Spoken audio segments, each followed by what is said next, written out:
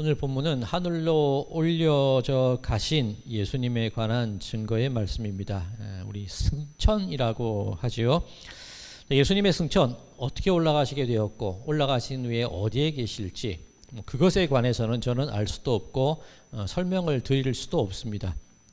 신비이기 때문입니다. 하나님의 신비이기 때문입니다. 그렇다면 우리는 이 예수님의 승천과 관련하여서 실제 어떤 일이 일어났는가, 그것을 파고 그것에 대한 이야기를 하는 것보다는 그 승천을 통하여 우리에게 주시는 교훈이 무엇인지, 그리고 예수님께서 승천에 관하여 어떤 가르침을 주셨는지 그것을 알아보는 것이 맞을 겁니다. 자, 그렇다면 이 승천 어떤 교훈을 얻을 수 있을까? 오늘 본문 말씀에 의하면 올라가신 것을 본 그대로 오시겠다 말씀하셨으니까 재림이죠. 그러면 승천하시고 계시고 다시 내려오시는 겁니다. 요한복음 14장에 의하면 내가 처소를 예비하러 가노니, 처소를 예비하면 내가 다시 와서 나 있는 곳에 너희도 있게 하겠다, 그 말씀을 하셨습니다.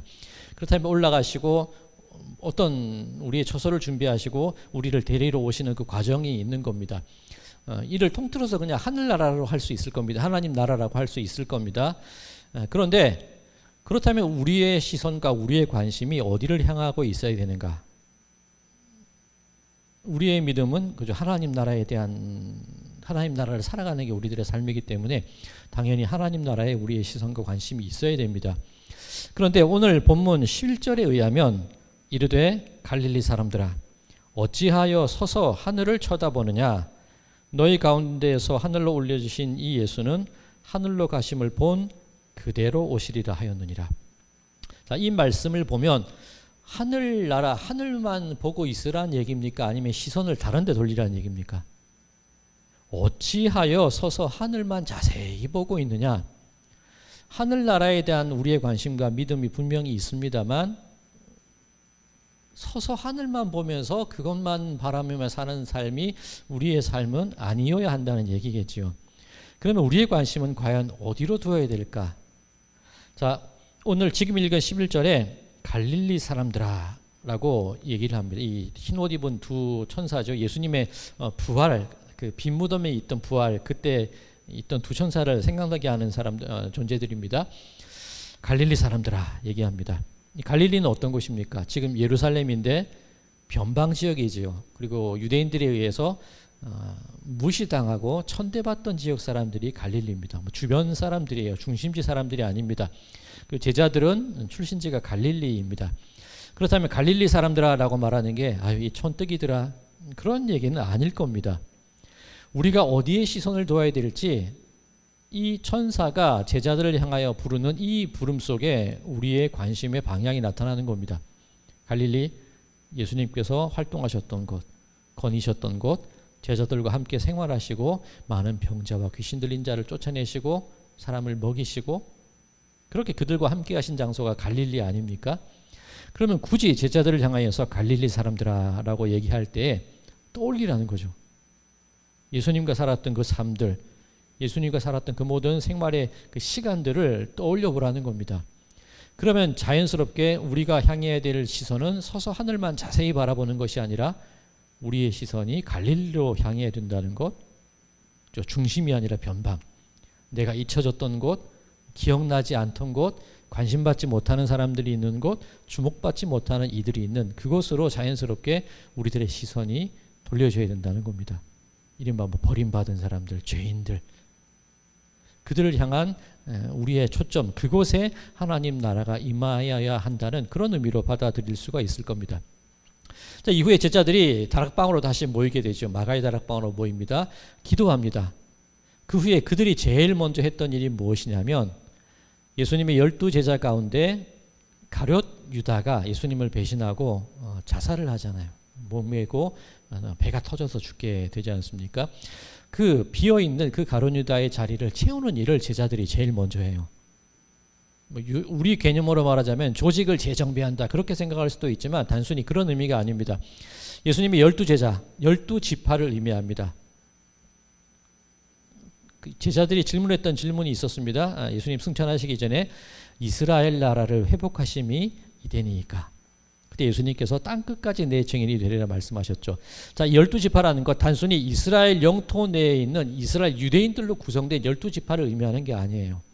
땅끝까지 하나님 나라의 영역, 그 경계가 땅끝까지 확장되어지고 그 모두가 12지파라는 것, 12제자라는 것, 온전한 예수님의 가르치심과 온전한 예수님의 마음을 따르고 살아갈 수 있는 사람의 숫자를 채운다는 의미입니다.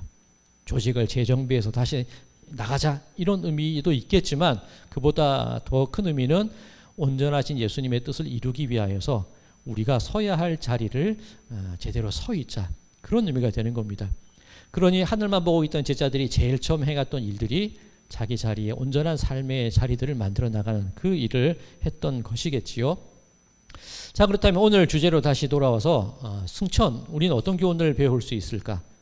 예수님께서 승천하시기 직전에 하셨던 말씀, 땅끝까지 이르러 내 증인이 되리라.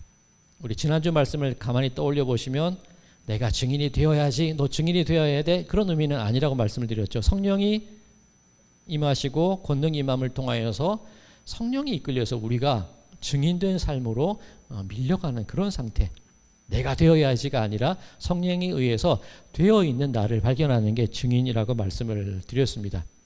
자, 그렇다면 질문, 뭘 증언해야 될까요?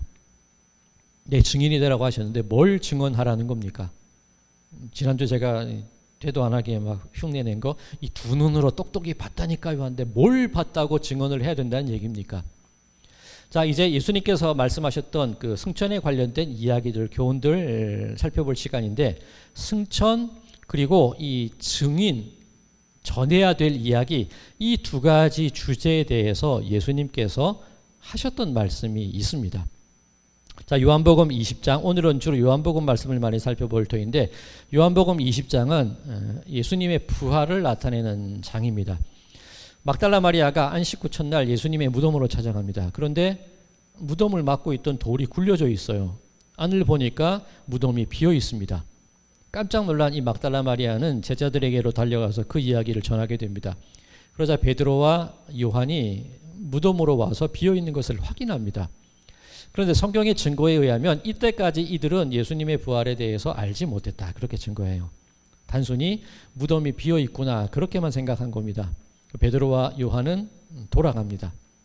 이제 혼자 남겨진 막달라 마리아가 빈 무덤 앞에서 울고 있어요. 그렇겠죠. 그렇게 사모하던 예수님이 돌아가신 것도 속상한데 무덤까지 비어 있으니 누가 이 시신을 훔쳐간 것은 아닌가, 그 마음으로 울고 있는 겁니다. 그때 예수님께서 막달라 마리아에게 이런 말씀을 하십니다. 요한복음 20장 16절에서 18절입니다. 예수께서 마리아야 하시거늘 마리아가 돌이켜 히브리 말로 랍오니 하니 이는 선생님이라는 말이라. 예수께서 이르시되 나를 붙들지 말라. 내가 아직 아버지께로 올라가지 아니하였노라. 너는 내 형제들에게 가서 이르되 내가 내 아버지 곧 너희 아버지 내 하나님 곧 너희 하나님께로 올라간다 하라 하시니, 막달라 마리아가 가서 제자들에게 내가 주를 보았다 하고 또 주께서 자기에게 이렇게 말씀하셨다 이르니라. 예수님께서 막달라 마리아를 불러서 뭘 부탁하셨습니까? 제가 그 부분 한 번 더 읽겠습니다. 너는 내 형제들에게 가서 이르되 내가 내 아버지 곧 너희 아버지 내 하나님 곧 너희 하나님께로 올라간다 하라 하시니, 나 부활했으니까 나 부활한 거 가서 전에 그 말씀을 하지 않으셨어요. 나 아버지께로 하나님께로 올라갈 거야. 나 이제 승천할 거야. 나 이제 더 이상 너희들과 함께 있지 아니할 거야. 그거를 전하라고 말씀을 하신 거예요. 분명히 성경에 증언되어 있습니다. 그런데 막달라 마리아는 무엇을 증언했다고 되어 있습니까? 내가 주를 보았다 하고 또 주께서 자기에게 이렇게 말씀하셨다 이르니라. 예수님은 나 승천할 거야, 그걸 전하라고 하셨는데 막달라 마리아는 무엇을 전했냐면 두 가지를 전했습니다. 내가 똑똑히 봤어, 그거 하나, 두 번째 예수님께서 하셨던 말씀, 두 가지를 전했습니다. 자, 그러면 제자들은 무엇에 관심을 가졌을까요?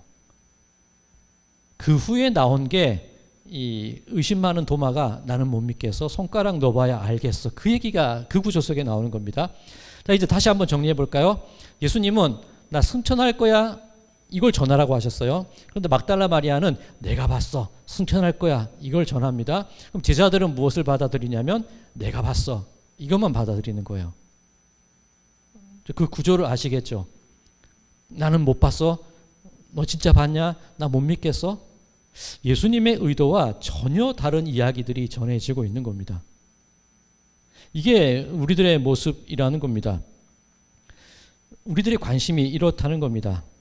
자, 예수님께서 우리에게 증거하라고 하신 내용이 무엇이냐면 막달라 마리아를 통해서 주신 게 나 이제 없어. 나 내려왔던 그곳으로 돌아갈 거야. 다 이루었어. 아버지께로 갈 테니까 이곳은 내가 더 이상 있지 아니할 거야. 그것이 우리들의 어떤 증거의 중심이 되어야 되는데 우리들의 관심은 이 두 눈으로 똑똑히 봤다니까 내가 예수님을 만났다니까 내가 증거하는 게 맞다니까 이게 지금 우리의 관심이 되어버렸다는 겁니다. 우리나라에 부활하신 예수님 혹은 재림하신 예수님이 수십 명 살고 있다 그러죠. 내가 예수야, 그죠? 내가 봤다니까. 그 새하늘과 새 땅이라는 말 쓰는 조직이 있죠. 성경에 그 신천지 얼마나 좋은 얘기인데 좋은 이름은 다 갖다 써요 이단들이. 그 사람들이 하는 게 뭡니까, 그죠? 예수님을 만나고 있다는 거 아닙니까? 그 사람들이 주장이. 근데 예수님은 나 이제 없어 이걸 증거하라고 말씀을 하셨어요. 내가 믿는 이게 진짜야. 내가 확실한 것을 얘기해 줄게. 내가 말하는 이것만이 진리고 내가 말하는 이것만이 진짜야. 우리의 관심은 이쪽으로 쏠려버렸다는 겁니다. 자, 그러면 우리가 증거해야 될 게 무엇이어야 할까? 계속 의문이 들기 시작합니다. 자, 사실 요한복음에는 예수님께서 나 이제 승천할 거야 그 말씀을 여러 차례 하셨어요. 미리 이 스포일러라고 그러죠. 정말 많은 부분에서 예수님께서 스포일러를 쫙 깔아놓으셨습니다. 우리가 그것에 관심이 없는 거예요. 자, 요한복음 6장 60절에서 63절까지 62절까지만 제가 읽을게요. 요한복음 6장 60절에서 62절입니다. 제자 중 여럿이 듣고 말하되 이 말씀은 어렵도다 누가 들을 수 있느냐 한데 예수께서 스스로 제자들이 이 말씀에 대하여 수군거리는 줄 아시고 이르시되 이 말이 너희에게 걸림이 되느냐 그러면 너희는 인자가 이전에 있던 곳으로 올라가는 것을 본다면 어떻게 하겠느냐. 지금 읽은 부분만 제가 정리해 드린다면 제자들이 야 이거 너무 어렵잖아. 예수님 말씀 너무 어렵잖아. 예수님께서 그것을 보시고는 야 왜 그렇게 수근거리니? 내가 했던 말이 너희들 마음 가운데 걸림돌이 되냐? 내가 나중에 승천할 건데 그거 보면 너희들은 깜짝 놀라겠네. 그 말씀을 하시는 거예요. 내가 지금 하고 있는 이 말도 너희들이 못 믿고 너희들의 마음이 걸림돌이 된다면 내가 승천하는 거 보면 너희들 큰일 나겠네. 그 말씀을 하시는 거예요. 자, 그럼 어떤 배경에서 지금 요한복음 6장에 지금 이 말씀이 나오게 되었는지 잠깐 설명을 드리겠습니다. 오병이어의 기적 이후에 나온 이야기입니다. 보리떡 5개와 물고기 2마리로 5천 명을 먹이시죠. 예수님께서 그 자리를 떠나십니다. 그런데 그곳에서 배부름을 경험했던 많은 사람들이 예수님을 쫓아가요. 예수님께서 건너편으로 가셨다 우르르 몰려가죠. 왜 그렇습니까? 예수님을 왕으로 삼으려고. 저분을 왕으로 삼으면 우리가 배부를 수 있을 거니까. 자, 예수님께서 그렇게 얘기를 하세요. 너희들 썩어질 양식을 위하여 일하지 말고 썩어지지 않을 영원한 양식을 위해서 열심을 내야지. 나는 하늘로부터 내려진 생명의 양식, 생명의 떡이야. 예수님이 그 말씀을 하십니다. 자, 그러자 제자들이 수군거리기를 저 사람 요셉의 아들 아니야? 그런데 왜 하늘에서 내려왔다고 그러지? 그렇게 얘기합니다. 이후에 예수님께서 나 하늘에서 내려온 생명의 떡이야. 내 살을 먹지 아니하고서는 그 영생에 들어갈 수 없어. 그 말씀을 하십니다.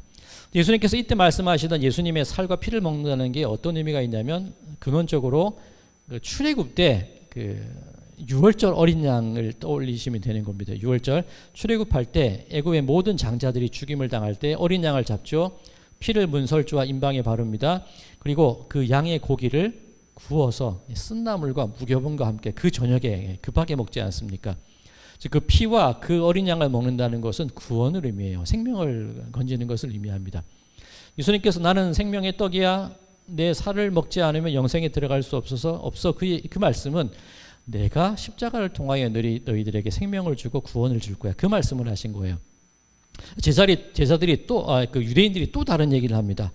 아니 어떻게 저 사람이 자기의 살을 우리에게 먹인다고 할 수 있지? 그리고 서로 다퉜대요. 요한복음 6장 말씀에 의하면. 처음에 예수님의 말씀, 나는 하늘로부터 온 생명의 떡이야. 저 사람이 요셉의 아들인데 왜 하늘에서 왔다 그러지? 내 살을 먹어야 될 거야. 어떻게 저 사람의 살을 먹는다고 그러지? 서로 막 싸우고 있는 거예요.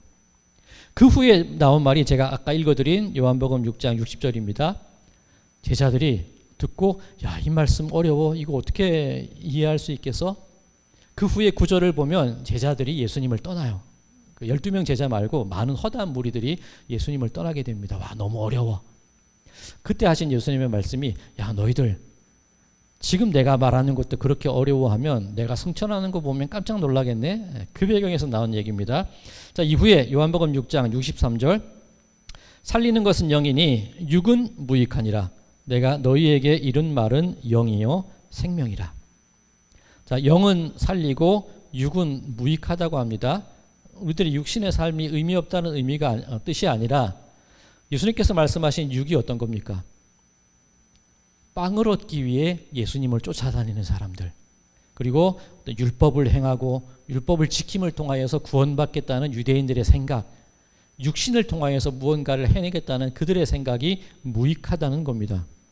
그러면 영은 생명이라는 것이 어떤 의미가 있습니까?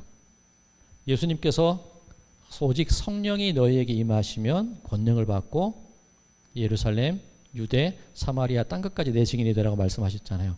영이라는 것은 그처럼 예수님의 증인 되어지게 만드는 삶을 의미하는 겁니다. 자, 얘기가 조금 어렵습니다. 이제 그냥 중간 정리 한 번만 해볼게요. 육과 영이 있습니다. 육이 무엇이냐면 떡을 바라는 삶, 호산나 다윗의 왕이요, 정치적인 해방과 자유를 줄 삶, 예수님, 그리고 율법을 지키고 무언가 이루기 원하는 삶, 내가 이 두 눈으로 똑똑히 봤다, 내가 가진 게 진리라는 삶, 이게 육의 삶이라는 겁니다. 반면에 영의 삶은 어떤 것이죠? 너희가 정한 그 유대인의 경계를 넘어서서 땅끝까지 이르는 것. 내가 지난 주일 말씀 거죠. 내가 해내려는 것이 아니라 성령에 의해서 행해지는 삶, 그를 통해서 하나님 나라를 이루어가는 삶이 영에 속한 삶이라는 그런 의미가 되는 겁니다. 자, 그렇다면 예수님의 기대가 무엇이냐? 예수님의 기대는 십자가를 통하여 우리에게 구원이 주어진 것.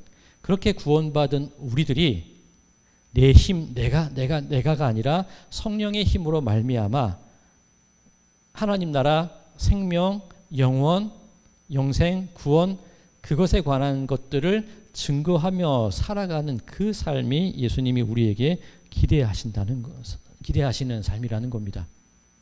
자, 이제 요한복음에 정말 승천에 관한 얘기가 많은데 오늘은 몇 구절밖에 못 살펴볼 것 같습니다. 자, 한 구절을 더 살펴보겠습니다. 요한복음 16장 7절입니다.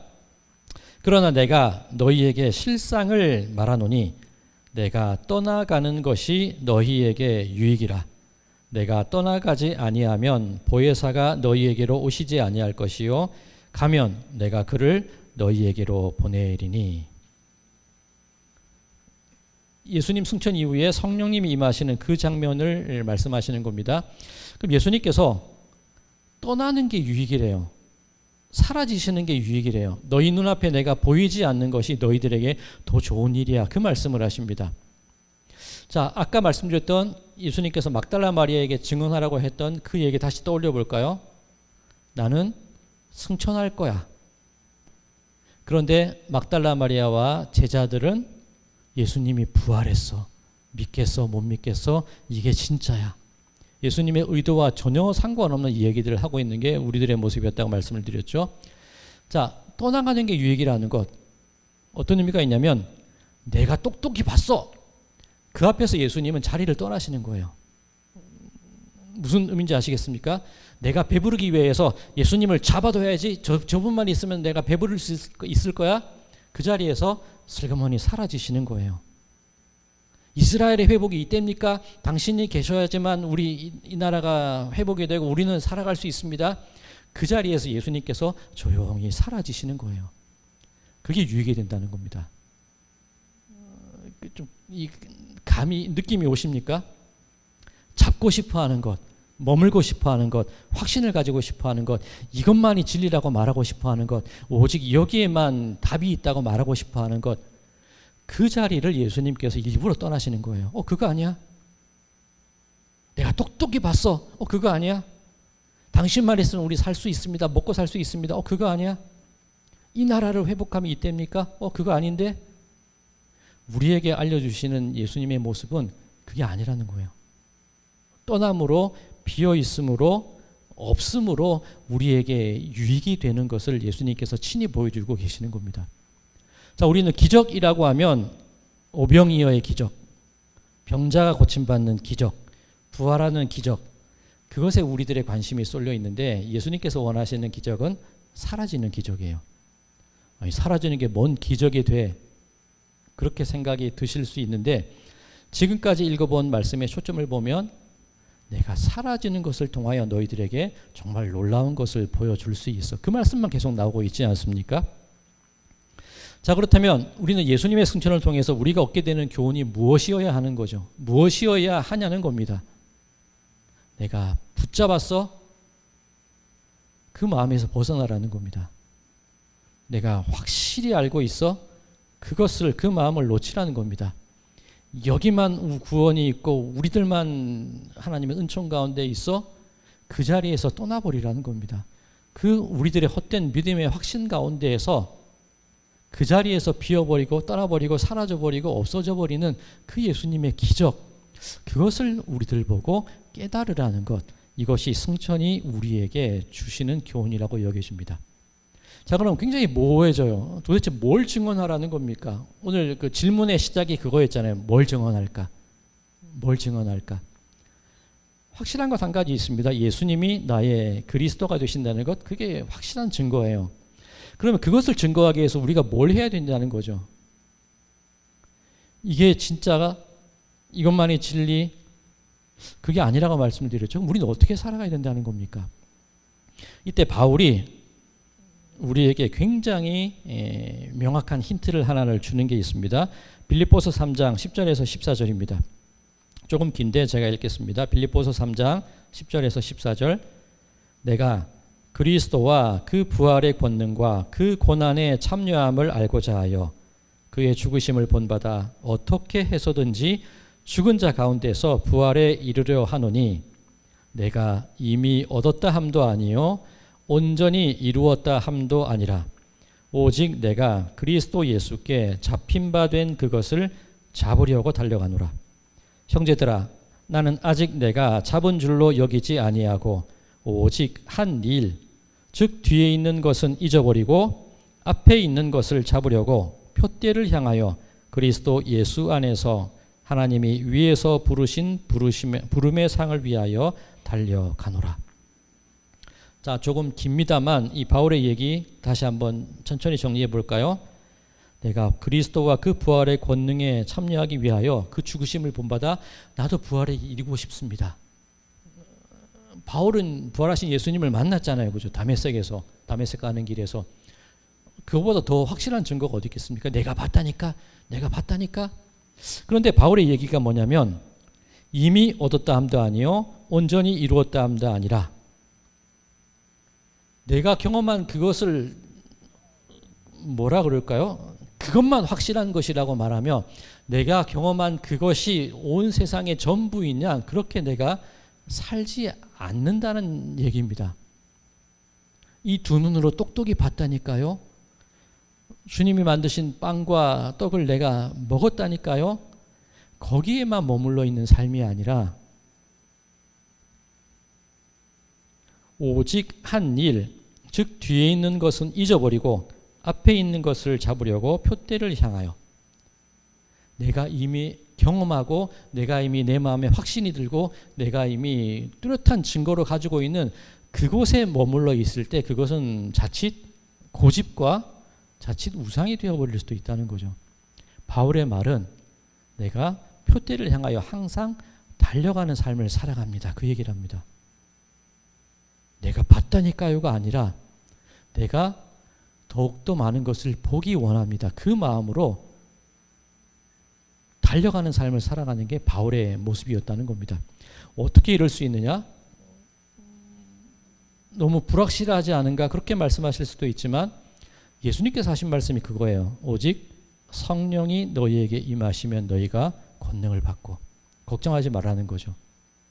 우리가 뭘 증거해야 될지, 예수천당 불신지옥 그 머리에 띠를 띠고 편말을 들고 있는 것, 그것이 진리라고 얘기하는 순간 지나가 버린 것에 얽매여 버린 내가 봤다니까, 그죠? 이 엉뚱한 것을 따랐던 막달라 마리아와 제자들의 그 모습밖에 되지 않는다는 거예요. 그럼 우리는 뭘 증거해야 되냐는 겁니다. 우리가 증거해야 될 것은 내가 이미 잡았어, 내가 이미 지나간 것, 그 과거에 내 경험에 얽매여 있지 말고 성령께서 나와 함께 하실 터인데 성령께서 나를 통하여 이루어 가실 그 수많은 미래에 앞으로 일어날 그 많은 일들에 우리들의 관심과 초점을 맞추자는 겁니다. 조금 더 자세히 말씀드리면 제자들이 베드로가 사도행전을 통하여 늘 행했던 모습을 보면 늘 그런 구절이 따라붙어요. 성령의 말하게 하심을 따라, 성령의 생각나게 하심을 따라, 담대함으로도. 사람들의 반응이 뭡니까? 저 사람이 학문이 없는 줄 알았는데 어떻게 저렇게 말을 잘하지? 저 사람이 내가 협박해서 죽인다 그랬는데, 출교한다 그랬는데, 죽여버린다 그랬는데 왜 여전히 예수를 증거하고 있지? 이게 성령의 능력이라는 겁니다. 고여있고 머물러 있고 자기 확신에 가득 차 있는 그 삶이 아니라 우리들의 삶을 통하여서 계속해서 보여지고 성장하고 자라나고 만나게 되고 더욱더 풍성해질 나의 장차되어질 그 모습을 기대하면서 성령께서 나를 그런 모습을 통하여 사람들 앞에 증인이 되도록 이끌어내실 그 성령님을 의지하고 믿고 살아가게 될 때에 그 모든 삶의 과정이 우리로 하여금 증인됨의 자리로 이끌어 주실 것이라는 것, 그걸 믿으라는 겁니다. 예수천당 불신지옥 그 말, 그 표어, 그 표대, 그 머리띠로 증거하려고 하지 말고 내가 살아가는 삶의 모습을 통하여서 내 삶을 통하여 이루어지는 습관과 행동과 말과 내가 만나는 사람들과의 관계 속에서 자연스럽게 성령의 일하게 하심을 따라 내가 증인되어지는 것. 이거 오늘 말씀이 어렵어요. 와 닿으시죠? 내가 해야지 해서 하는 게 아니라 우리 지난주 그 주제였죠. 낯선 사람에게서 그 사람의 향기가 나. 이게 성령의 말하게 하심을 따라, 성령의 증거하게 하심을 따라 증인된 삶의 모습이라는 겁니다. 사랑하는 성도 여러분들, 하늘만 보면서 살아가시지 마시기 바랍니다. 물론 우리가 바라봐야 될 하늘 본향은 있습니다만 그게 전부이냐, 이 땅에서의 모습을 다 떨쳐버리고 그것만 보며 살아가지 말라는 거예요. 어찌하여 하늘만 보고 있느냐. 그렇다고 바울이 했던 말, 내가 이미 이루었어, 경험했어, 이게 전부야, 이것만 확신 가지고 살아가지 말라는 겁니다. 성령의 능력은 우리로 하여금 얼마나 많은 풍부한 가능성과 얼마나 많은 능력과 얼마나 많은 경험들을 통하여서 앞으로 더 일하실 것인데, 그것을 통하여서, 그렇게 일하시는 성경을 통하여 살아있는 내 삶을 통하여 증인되어지고 보여지고 그렇게 예수가 증거되어지는 삶을 살아가는 것, 그 삶이 우리들의 삶이어야 되고, 예수님께서 승천하셨다는 의미가 바로 그런 모습 속에 자연스럽게 드러나야 한다는 그 의미가 되는 겁니다. 그렇다면 우리도 승천한다는 얘기 좀 느낌이 오십니까? 머물러 있고 고집스러운 게 아니라 그 자리를 떠나는 것, 내가 이루어낸 성과에서 떠날 줄 아는 것, 내가 만들어낸 확신과 결과물에서 떠날 줄 아는 것, 이것만이 맞다고 고집부리던 그 자리에서 떠날 줄 아는 것, 그리고 그 떠난 자리에서 새로운 진리를 찾아가고 새로운 만남을 가져가고 새롭게 역사하실 성령의 능력을 의지함을 통하여서 더 많은 하나님의 역사와 하나님의 사랑을 살아나가는 그 모든 과정, 그것이 승천이라는 주제를 통해 우리가 배울 수 있는 교훈인 줄로 믿습니다. 바로 우리 성도님들의 삶을 통하여 살아내시면서 살아내시면서 그렇게 증인되어져 가시기 바랍니다. 그렇게 성령의 능력을 믿으시기 바랍니다. 그렇게 날마다 넓어지시고 성장하시고 날마다 하나님의 나라를 경험해 나가시는 우리 모든 분들의 삶이 되시기를 주님의 이름으로 간절히 축원드립니다.